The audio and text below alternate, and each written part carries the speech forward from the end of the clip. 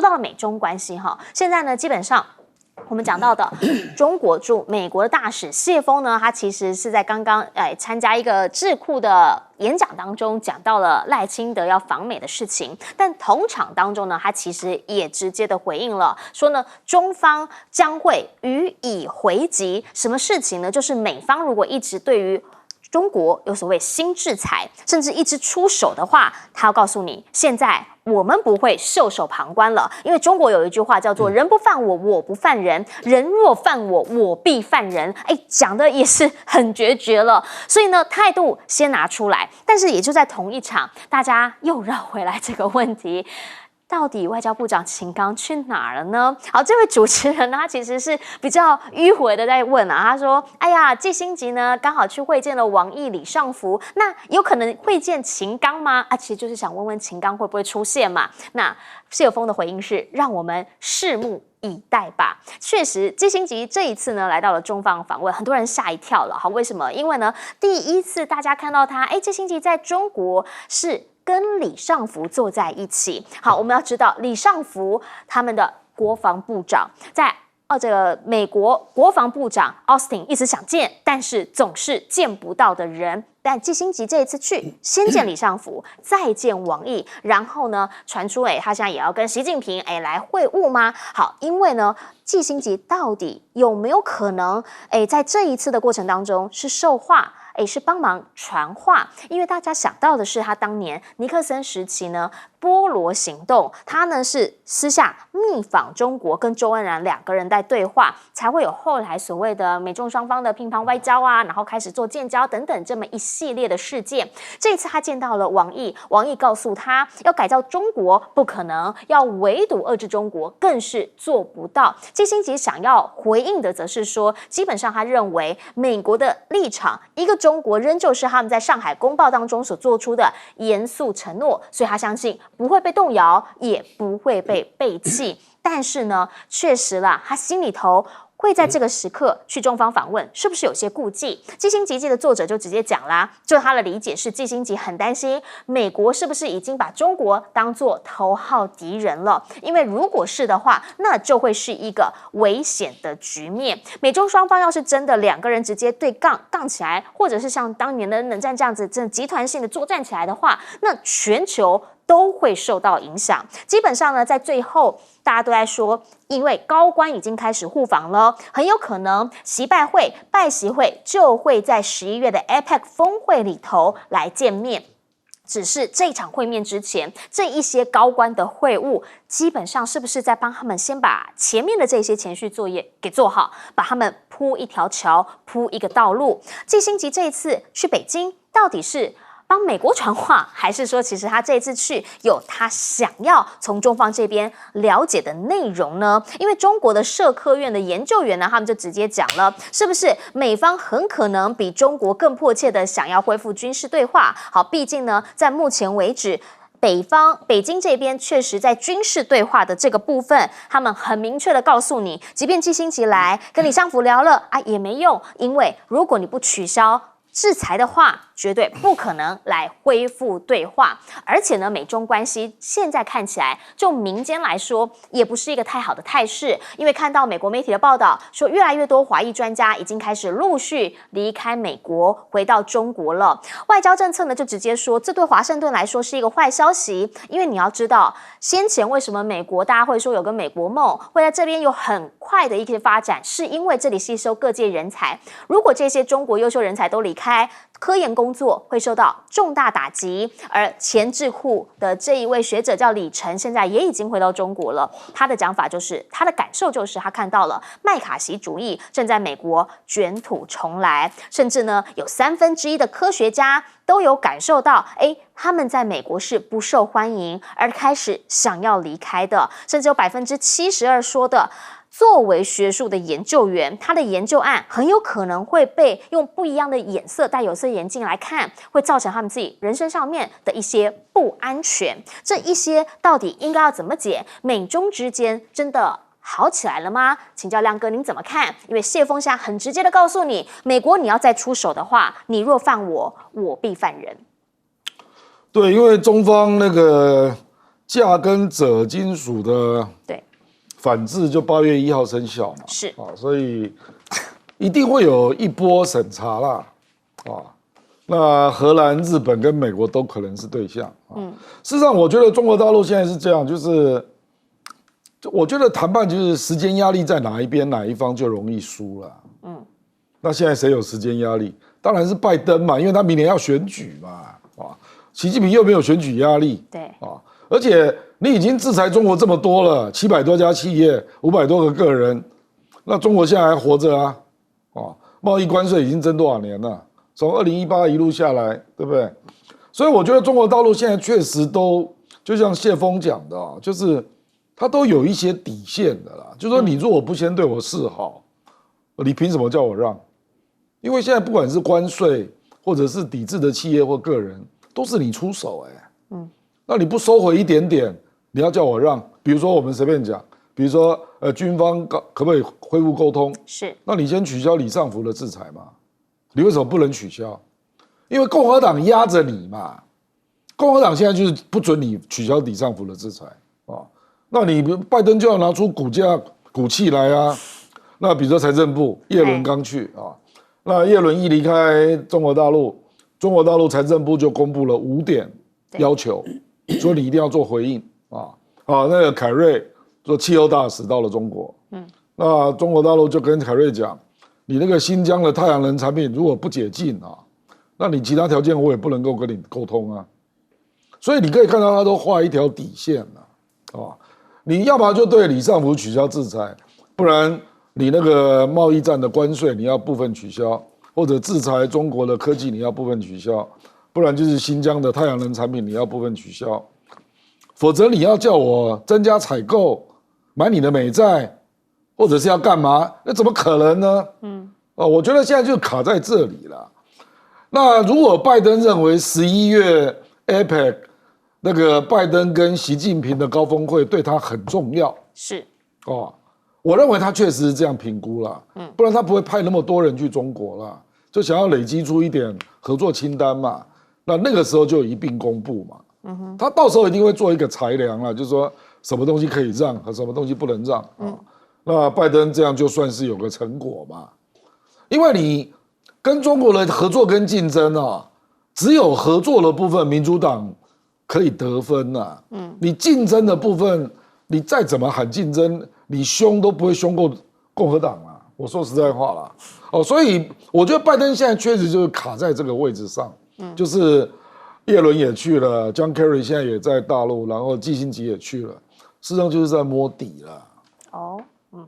因为具体的项目，这些人都不能立刻决定嘛。对。那回去之后，我觉得到了10月、11月会逐渐明朗了，说到底哪一些美国认为可以放，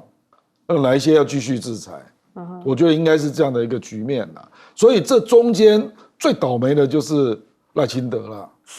因为他就认为说你 no surprise， 你这中间你不要给我制造任何变数，因为美国跟中国现在正在从全面竞争的关系要走入有竞争也有合作的关系嘛。那这里面我觉得他不想用中国大陆无论如何不要让美国使用台湾牌了，所以他就盯着台湾牌在看，看你要不要用那我认为王毅跟苏立文在维也纳那次将近8个小时的谈话，我觉得有很多时间可能就是在谈台湾问题。所以他现在就开始出招了，说你这里不能做，那里不能做所以你才会听到赖清德访美的待遇可能就是不能高于蔡英文嘛。可是可能更严格了，比如说你不只是联邦官员你见不到而且可能乔宴只有1场，而且又不能公开，然后你落地1点，去跟来都只有1点，那你要去商量说，我们可以在艾灵顿下飞机因为那个地方距离 AIT Office 比较近嘛。对，到现在还是不准太可能了。他就认为不可能嘛，他就认为你还是走蔡英文的路线嘛，你在纽约，然后去巴拉圭，然后回程去洛杉矶吧。那这样子等于是赖清德都没有办法进入华府圈嘛。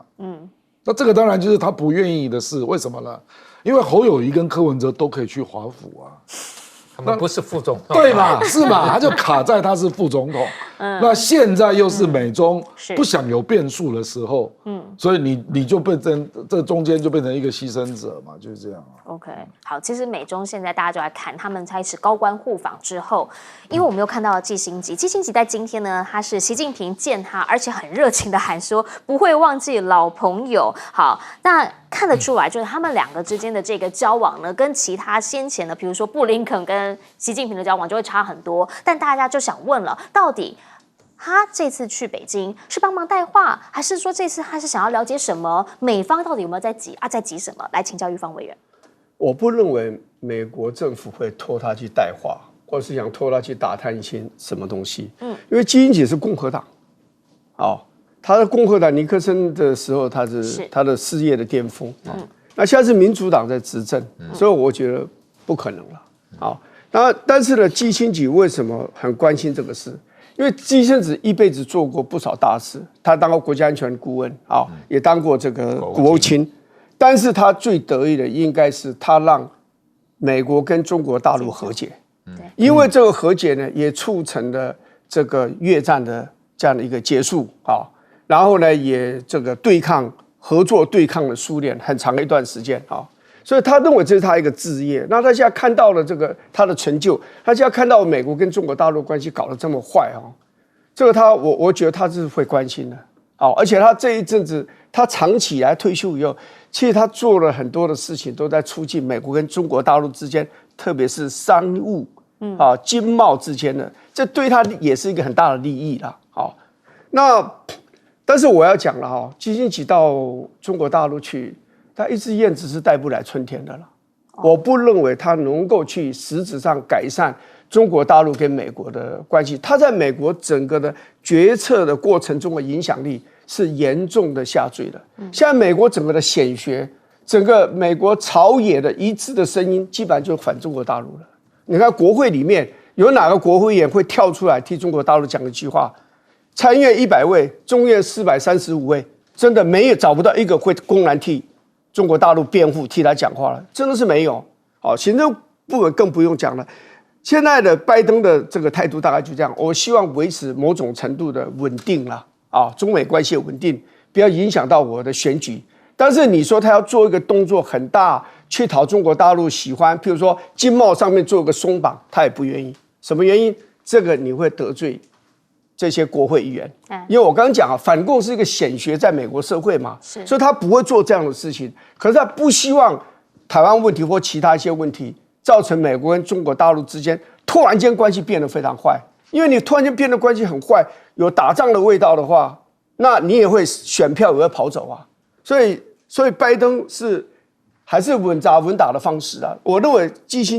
拜登的政策跟基辛格个人的那样一个访问中国大陆，这怎么是要分开来看呢？没有任何关系的。好，来请教一下严老师，你怎么看？我觉得季辛格当然就是他50多年前打开了这个中国大陆的门那我觉得他现在也知道他已经就是真的是年岁已经高了，那也希望这个他所开的这个门不要因为最近的情绪就关掉，所以还是要维持这个温度。那但是我也同意这个林委员讲的，就是说你过去看到美国这个国会也好，现在是不只是国会行政部门甚至我们长期认为说美国的商会应该还比较挺中的，就也不见得了那学术界更是如此所以就是美国这个是一个具有共识、全面共识的反中或者有的我们讲也可以说仇中。那这个时候季辛格我觉得真的也是这个孤掌难鸣了就很难挽回这个事情。但是我想这是他的志业，他会去做。但是我对这个里程回到大陆，我觉得是对美国来讲是一个很大的，就是应该怎么讲？就是你对美国应该是可以接受，他在美国所发表的东西从来不是非常亲大陆的都是蛮中立，而且还常常是站在美国的立场。那他能够回去，我也觉得了不起。就是他过去并不是那种非常红的要亲大陆的，那现在但他选择回去，那就表示说他其实就是觉得说，我今天虽然做一个客观做一个分析，但我这边不批中批的不够厉害，美国政府都会怀疑我。那我觉得这个情况之下，就变成说大陆在美国的高级人才大概慢慢都会回去。那变成美国可能，因为美国的大学啊，特别在工程跟这个理科方面，他们就是需要大陆的研究生做实验，带这个发展。那这些人如果现在他们都觉得在美国这个前途不好，回大陆，那你就是等于是又在把人才我们讲说赶回去，赶到这个本来是就像美国，像以前战国时代的秦国很多人才物不产于秦愿意效忠。结果现在美国等于是要把他们赶回去嘛，就像李斯讲的过秦论，你怎么把他们都赶走了？那我觉得这个是其实对这个美国并不是好事，而且跟美国的多元价值来讲，我觉得是一个很大的这个就是一个讽刺了。好，其实我们刚刚3位嘉宾都有特别提到了，为什么今年呢在处理这些事情的时候，拜登政府他们特别的棘手原因是因为要选举。可是呢，要选举的时刻，大家就会讲了，拜登可能更棘手的是您的健康问题，必须要好好的跟您的选民交代一下，因为这一回被发现他会见以色列总统的时候，除了卡词这个事情，大家之前已经多多少少都有看到一些例子，但却被网友酸说你是不是睡着了？我们现在看看到底是什么样一个场景。And we brought Israelis and Palestinians together at a political level, and Aqaba and as well as Shram. And as I affirmed to Prime Minister Netanyahu yesterday. 确实这个声音有一点点的平，有一点气若游丝，没什么力的感觉。但是呢，其实它是有一个小操你看刚刚打在手上有可能是因为他念到一些这个地名的时候看得不是那么样的清楚，或者什么有点顿呆。但是过往呢，在2021年那个时候呢，也是会晤这个以色列总理不同人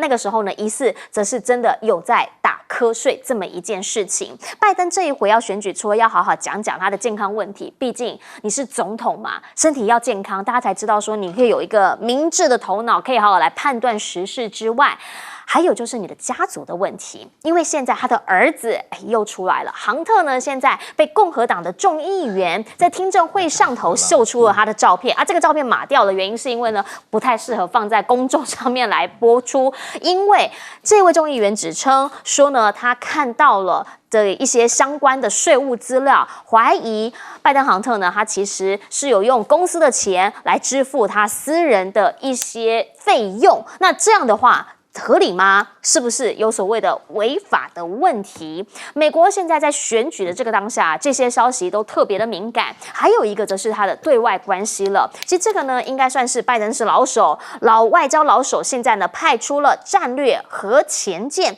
去到了韩国。尹锡悦呢，则是登上了这个核潜舰，而且呢很开心的说他是美国所有友邦当中第一个登舰的国家元首，还说了如果北韩发起挑战的话，要让他的政权终结。好，美国派出了核潜舰，当然就是因为当时尹锡悦去美国这边来做访问的时候，有一些要求，拜登呢所给的一些交换。好，可是问题是朝鲜不可能没动作嘛。金宇镇就直接讲了，这一次呢讲韩国是讲大韩民国，跟过往的南朝鲜好像不太一样用字遣词。消息以及相关的学者解析者是说，现在已经好像把南韩变成大韩民国，不是南朝鲜，就是表示它是一个国家。那是不是最背后的战略目的就是以后我要出手的时候就可以了？因为它是另一个国家，我们不是同一个民族。美日韩到底要如何来解决这个地域上面的关系呢？目前知道的是，他们在8月18的时候，他们会举办一个首脑会谈，在大卫营这边，也就是说，尹锡悦在今年可能有第3次的机会可以见到拜登。好，过往是在哪里？过往呢是在广岛当时的会议，还有呢就是他们两边的这个国事访问。那到底有没有可能可以把这个区域问题给稳下来？好，因为呢现在大家都在说了，朝鲜问题，北韩那个拜登能够解决吗？现在就传出了有一个美国的士兵呢，他逃往北韩，结果呢曾经有被拍到跟一群游客来合影，这个美国士兵到底回不回得来？现在大家不知道，因为华盛顿这边呢基本上是蛮紧张的。朝鲜这里没有提到这件事，但是呢，北韩大学校长就有特别说啦，这个突发事件呢，有没有可能会将美军主动投奔利用作为宣传他们社会主义的一个事件，而会不会也成为美军群资的一个破口呢？所以专家都认为北韩不太可能会主动的去放人，但是其实这不是第一次。好，盘点之后你才知道，外媒就讲啦，历年来呢，1982年有一次，1965年有一次，1962年也有过一次。那后来呢，是有被派去外国作战的，有去接受军事法庭审判的，可是好像回国的人比较没有。那该怎么样来处理这一回合呢？因为拜登看起来目前很着急，可是过往真的有救到人的是柯林顿。来看看柯林顿呢，他过去曾经营救过女记者，甚至那个时候呢还跟金正日2个人合影。好，现在这一局真的美国政府有办法处理吗？如果现在把核潜舰都开到了朝鲜半岛这边来的话，朝鲜还有办法好好的跟你坐下来谈吗？请教亮哥怎么样来看？因为拜登现在要处理的事情很多，但是他的健康问题他可能得先讲。这个民主党本来就跟纳坦雅胡政府的关系不好啦，这个来访的是总统啊，那也没有实权啊，那纳坦雅胡后来就在那边叫说，你美国都不邀请我去美国啊，所以他不是说要去中国吗？对，那立刻就得到邀请了。这个我觉得现在会玩中美2张牌的国家越来越多了。那个所罗门也是这样，是就是那拜登为什么跟民主党不好？不是那个纳坦雅胡，因为他在2014嘛，那个时候在奥巴马任内，是他就去美国国会演讲，对，痛骂民主党嘛，因为奥巴马最后在他最后的那一年呢，他决定要签伊朗核协议嘛，所以这个问题就是一直是以色列的右派最反对的东西啊。那当然现在整个局面都变了啦，因为那个时候逊尼派跟伊朗还是一个对立的状态，对，可是现在已经不是了嘛，因为以色列做梦也没有想到中国会介入啊，然后结果让伊朗跟沙特阿拉伯握手啊，那握手之后，以色列当然也要调整他的外交战略嘛，那结果这个时候刚好又跟拜登不好，那怎么办呢？所以他就打出中国牌嘛，然后逼拜登邀请他去了啊。我猜拜登见纳坦雅胡大概就不会睡着了啦，因为那一定是充满刺激的场合，针锋相对，对他们2个关系相当不好，私人关系也相当不好，对。可是人家掌权啊，是所以这个拜登听人家讲话睡着也不是第一次啦，我就体谅他啦，体谅他啦。这个韩国这个局哦，我是觉得很不好处理啦，因为拜登到目前为止没有见过金正恩呢，而且也拒绝跟他接触啊。那金正恩当然会记得川普是2次跟他见面啊，所以那个对比不受重视，然后因此产生了一种要证明他的存在感，而且也没有取消对他的经济制裁，所以北韩是很焦躁的啦，很焦躁的。那你当然可以看到他在去年做了各式各样的导弹的发射嘛，然后也常常在第一时间表态支持俄罗斯打乌克兰啊，就让人家我是没有证据了啊，不过让人家会去怀疑俄罗斯在背后帮他了，不然怎么会进步这么快呢？因为实在进步太快了。那进步太快，当然就隐含着他有可能会在某些场合来帮俄罗斯出气了，就出手了啊。那现在刚好是韩国、日本都是俄乌战争非常积极帮助乌克兰的国家，对，所以俄罗斯会不会也想要用北韩来帮他出气了？所以这里就使得这个政治问题变得更纠结了，不好处理了所以你说他如果逮到机会，他当然就羞辱你嘛。比如说你有美国大兵跑去北韩，那肯定是用来交易了，用来做宣传，就是这样嘛。你要么就把你抓到了北韩的间谍啦，来做交易啊，不然就刚好做国内的宣传说美国大兵都这个跑到社会主义阵营等等就是这样嘛。所以这个问题对拜登来讲确实是非常窘迫了。好，确实，因为呢，在即将要进入到明年，他们会进入一个真正的选举年。可是现在基本上那个氛围就已经开始，初选就开始了。那如何来解决？如何来看看会怎么样影响到拜登的时局？我们先进广告，广告回来继续来说。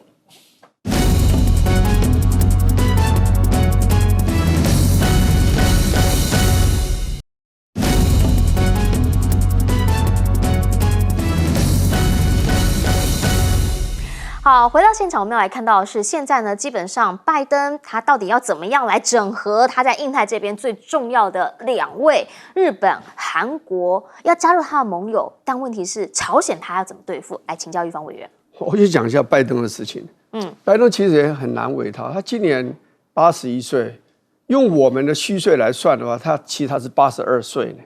呢。在美国历史上，这年龄这么大的总统，还真的是。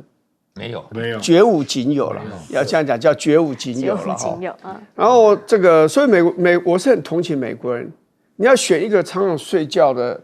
这种疲倦而且说错话的总统呢，还是你要选川普？川普是这个疯狂乱讲话的。你知道这个选举的时候这个拜登川普曾经批评拜登是 Sleepy Joe，就是说。少在打瞌睡，昏昏欲睡了吗？瞌睡。如果看这个照片来讲，要改为 Sleeping Joe， 因为他正在睡觉，要现在进行式或过去进行式所以这是个很大问题，因为美国总统你手上握着这个核武器的那个密码，你随便按一下的话，你这个世界都可能要毁掉了。所以美国总统的责任很大，不是只有对美国的安全而已，对全世界的安全他都有很大的责任。所以真的是不好选。那你看看川普，看起来在共和党里面没有人可以比得上他，他一定是出现。所以这2个人这个宿敌大家很快明年又要再碰面，要再选一次那我要讲的就是韩国这个事情，就是北韩其实他也想跟美国改善关系了，因为这种封锁谁都受不了就像中国大陆其实也想跟美国改善关系，伊朗也是一样嘛。可是北韩手上没有筹码。可以跟美国改善关系，对不对？你射你的飞弹嘛，人家久了也不理你了，就你就射你了，反正你不要出大问题就好了。可是现在这位美国这位士兵跑到北韩去，这个就真的是他的筹码。当然我们都还记得这个美国这个篮球的这个女明星其实她是个非常有名的，是 Griner。对 ，Griner 被俄国扣留了多久？对，说他有带这个什么毒品什么之类的，扣了很久很久。美国社会真的是震荡不安，因为美国是一个什么讲重视体育，然后美国是关心这个国人生命的这样一个国家嘛，所以他的父母亲不断的要求这个美国总统要协助，所以美国神经绷紧了，最后是拿俄国一个军火商，在美国人的手上拿这个来交换。那我现在请问你美国拿什么来交换？你现在美国没有东西可以交换，所以你一定要做一个让步。这个让步是什么？我们大家真的可以翘楚以待。好，我们先进一下广告，广告回来我们继续来说。你知道他那个。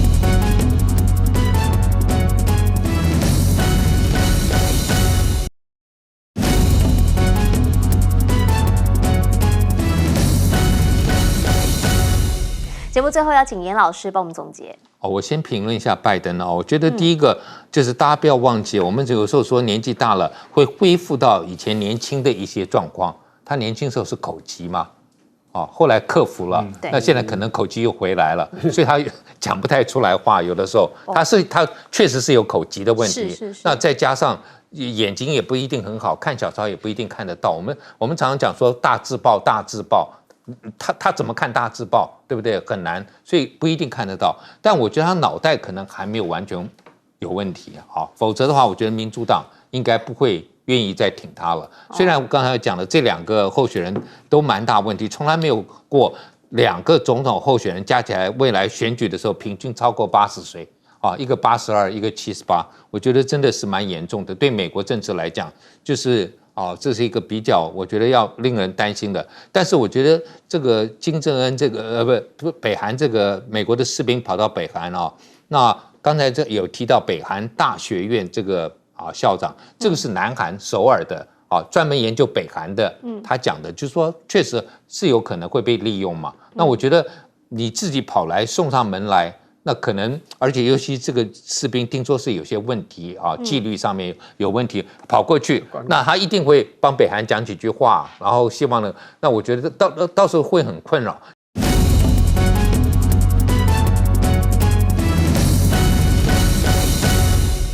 大家晚安，我是秦燕莹，欢迎来到新闻大白话。接下来这一小时国内外大小事，要您听得懂的话说给您听。现在介绍这一小时来宾，首先要介绍的是耶鲁政治学博士郭正亮老师，大家平安。还有政大国关中心兼任研究员严正生老师。主持人好，各位观众大家好，以及国际战略学者林月芳。大家好。好，一开始要带你来看到的是现在呢大家都在说民调这件事情，但是要怎么样来看民调？很多人会说啦，民调还是要看看到底谁做的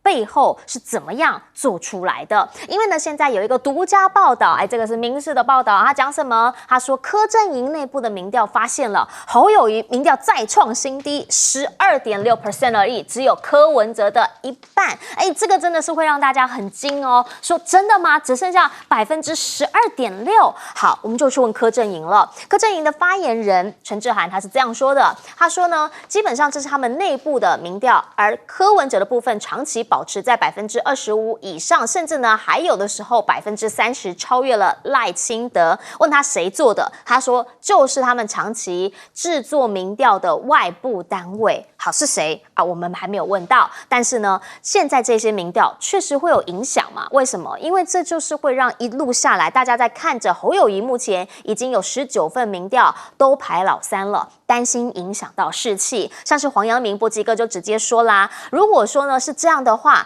那蓝营内部的问题必须要好好的来整合一下了，因为内部不够团结，他认为是一大致命伤。第二个是什么？就是他拿不到非同温层的选票，那就真的内忧外患了。甚至他还断言，有可能今年会拿下史上最低得票率。好，基本上呢，在国民党的部分选当年一路下来选最不好的，可能就是朱立伦。好，朱立伦那一年呢，大家都知道幻术事件的影响，造成呢他整个得票数最后是381万。好，那个时候呢被说应该就是最低的一个门槛了。可是呢一路下来，必须要知道朱立伦的民调一直都是维持在20%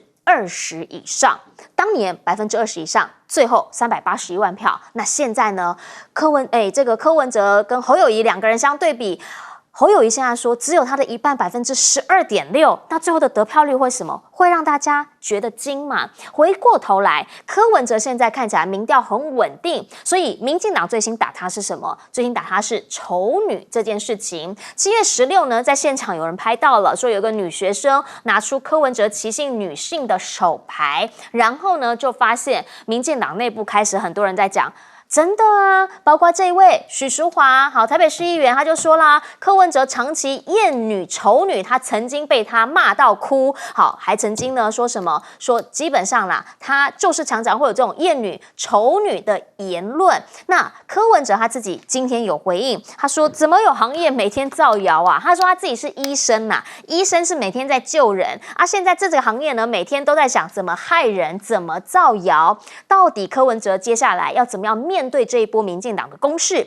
有人说他开始一个想法，当年他怎么赢到市长连任的？2018年那一年呢，他遇上了民进党的部分姚文智，国民党的部分丁守中。好，后来呢，他觉得这个方程式可能可以被使用，也就是姚文智的民调支持度大幅落后，然后呢，国民党当年确实是比较强，但是大家为了不要让国民党在台北市复辟成功，所以呢，姚文智这边的就开始有弃保效应，投到他这里，后来让他顺利连任。现在他有没有可能复制这样的一个模式，在大选上头？大家都在问。好，如果说是这样子的话，那民进党要怎么样来应对呢？民进党目前内部也有他们自己的问题，最新是说赖清德到底是不是又让美方这边有一些的意见了？好，他之后呢将会出访美国 ，AIT 方面说会依惯例来安排，所以呢希望大陆方面不要有太多的反应。8月的过境怎么过？大家都在说这个就是美方对他的态度，但同一时间也传出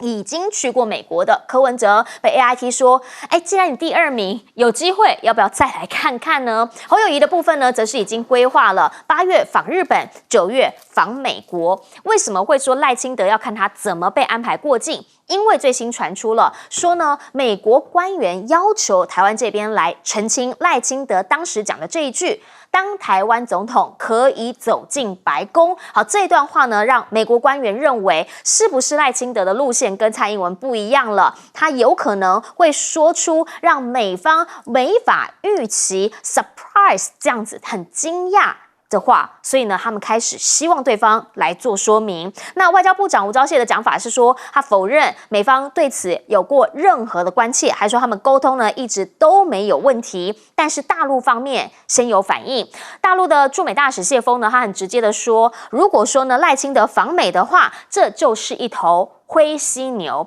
而且他说是迎面而来的灰犀牛。换句话说，它是一个你已经可以看到会造成重大问题、灾难这样的一个场景，要求美方好好的来处理它，到底怎么样做才是对？而这场选战民调该怎么看？请教亮哥，因为现在柯阵营内部民调，好，他没有说哪一家公司，但是他说侯友宜目前民调12.6%，只有他们的一半。我这个政党民调很难讨论啊，因为侯友宜也没有过这样的数字啊，这样怎么讨论呢？我是觉得那个姚文智那一次姚文智之所以会有一些气包跑去柯阵营那边，主要是因为民进党内真的有一股力量，本来就对柯没有那么敌意了，而且那一次因为是各地一起选嘛，我讲地方选举啦，所以民进党也有一些地方需要民众党的票的支持啊，我说其他县市啊，所以最后那个氛围就是宁可让柯文哲上，那个氛围有出来，所以我的意思是说，比如说你说柯文哲跟侯友宜的阵营选到最后要弃保那柯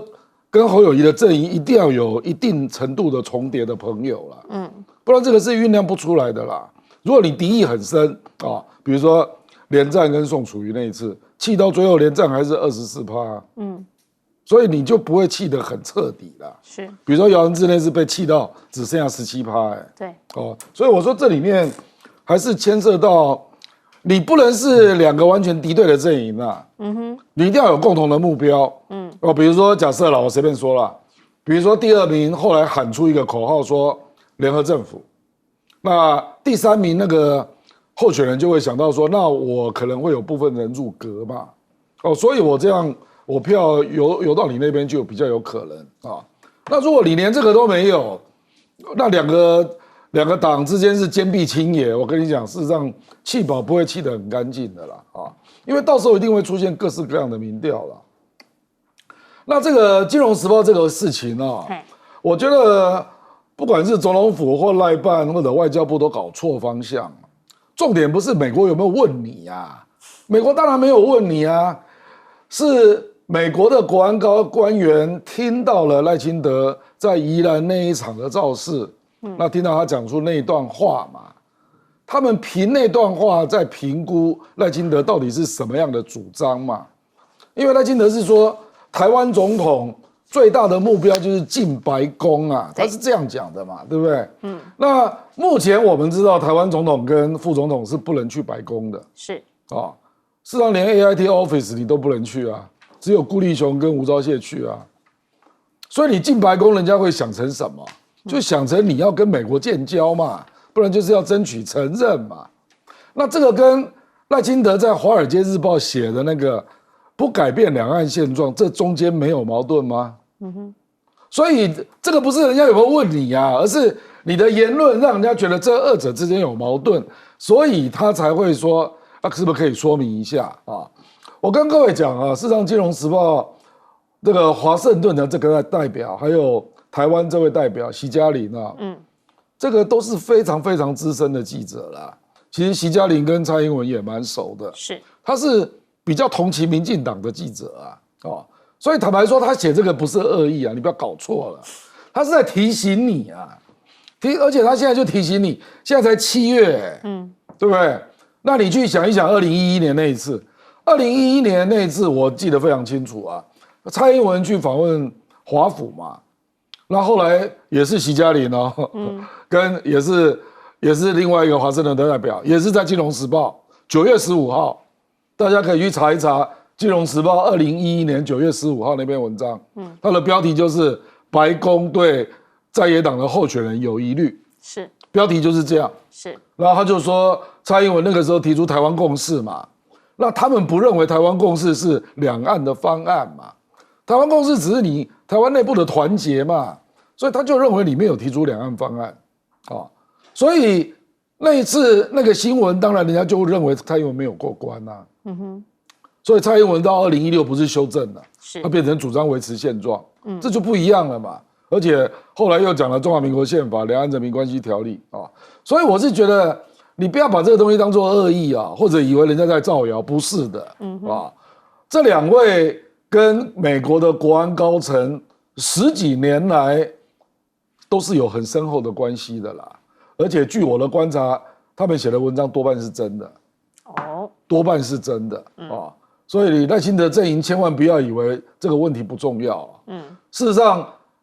这种话蔡英文就不会说啦。蔡英文怎么可能讲说，我当选总统，我最大的目标就是要进白宫？怎么可能讲这种话嘛？你讲这种话就摆明了就是你要争取美国承认，争取美国建交，那美中关系就等于就崩了嘛，不是吗？好。到底应该要怎么样来看这一些的传回来的一些媒体报道？但是呢，要请教玉芳委员了，因为在这一次的选举当中，大家都知道民调对于蓝营影响可能蛮深。譬如大家都在说，怎么已经19份民调，侯友宜呢好像都是排在第3名。您怎么样来看这些民调的效应，以及黄阳明在说的，他认为国民党有可能会创下史上最低的得票率？现在离选举的还有6个月了，现在做很多的预测都为时有早，真的为时有早。因为第一个，譬如国民党的全代会都还没有，要到23号才开完嘛。开完会后，你看国民党会不会进一步的整合？我认为会。那进一步的整合会不会反映在民调上？我认为会。所以现在还非常非常早，而且在柯文哲以他的个性来讲的话他就是爬得越高，让人家看得越清楚，因为他不断的说话。不断的说很多话，就会让人家觉得说，这个人看起来有点好像，很难上了这个台面真的要作为一个国家总统、国家领袖，你要应付很多问题。那你这个到日本也乱讲话，然后你跟美国一个非常有名的一个学者，在公开开干，而且用话用得非常的不客气。就让他觉得这样子，你去处理未来作为国家领袖，你去处理两岸关系，你要怎么处理？处理我们对外关系，你要如何处理呢？说话才轻佻嘛那我要讲这民众党的这个民调了我不是怀疑它的真实性啦，因为这个我一向在选举期间，特定的政党，就是每一个政党这样讲，自己做的民调，说内部参考。然后又不经意的流出去这样的民调我都很怀疑他们的真实性。是，真的是你回过头来看，真的不管哪个党在越离总统选举越近，所谓内部长期做的参考性的民调，尤其不敢讲出民调公司名字的民调，我基本上我不会相信。我不会相信，因为台湾的民调的确是很多问题，在初选里面你就会看出各党的初选里面都出现问题，有的民调公司。两家或3家民调公司，其中就会有一家民调公司出奇的怪异，人家彼此赢来赢去2%、3%就会有的民调公司赢了超过10%或接近10%，那个都是表示这样的民调是有问题的民调，所以我们应该要这个比较谨慎的来看待这样的问题了。我认为侯友宜真的要很清楚的去，或者比较。正确的去评估它，要等7月23号之后那一整个月到8月23号以前，这个国民党内部的整合的力道如何？如果国民党作为一个这最老的政党它动作真的有慢的地方，但是这个整合会不会有效呢？我认为会有效。你看刚才这个阿亮讲的那个连战先生选举那一次，大家都认为国民党已经崩盘了吗？到时候就是还有大概多少23%，还可以拿到这23%，你就知道国民党还是有它的基本盘，作为一个常年的这种政党，我认为侯友宜的问题是，很多人认为郭台铭可以取代他，是郭台铭的民调会比他高很多。当不是之后，我认为他的民调，郭台铭的民调支持度会再移转到侯友宜的身上去。OK， 就是到底最后的这个期间是不是会有所谓的民调移转？但是呢，现在有一个很重要的就是大家要看了赖清德，大家很多人就想，他这样稳稳的领先，但是对美国对他的这些意见会不会有所转变？好，因为请教严老师，大陆方面说话了，谢峰很直接的讲说赖清德访美就是一头正向我们冲过来的灰犀牛，话讲得很直接很白，您怎么看？我觉得大陆啊，应该看到，就是说，过去我们每一位总统候选人会单独去美国，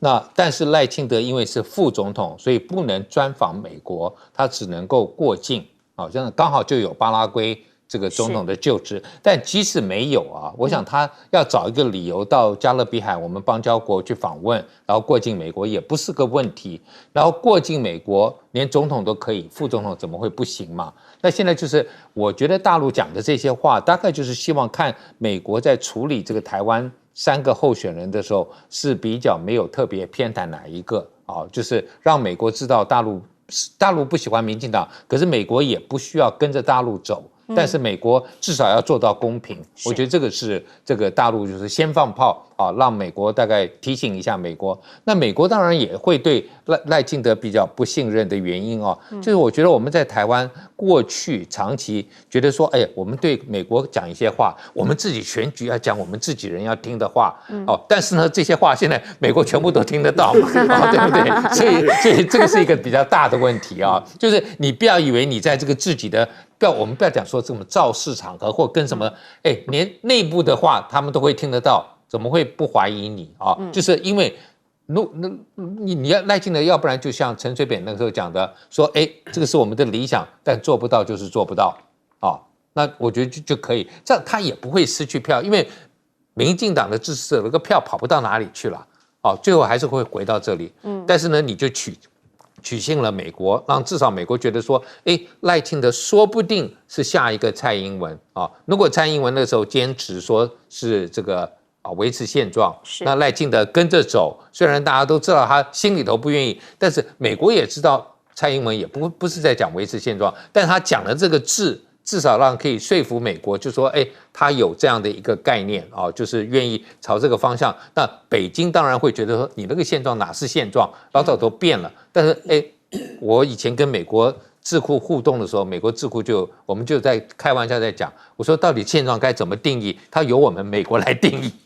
所以美国认为你赖清德是维持现状，就是维持现状。他过去认为蔡英文维持现状就是维持现状嘛。但现在我觉得他对这个赖清德维持现状有疑虑了。是好，这其实呢就代表着美中双方他们在之间台湾问题上头到底有没有站在同一个平台上面来看。那台湾到底我们有没有被人家拿来当成棋子，这是很多人很在意的事情。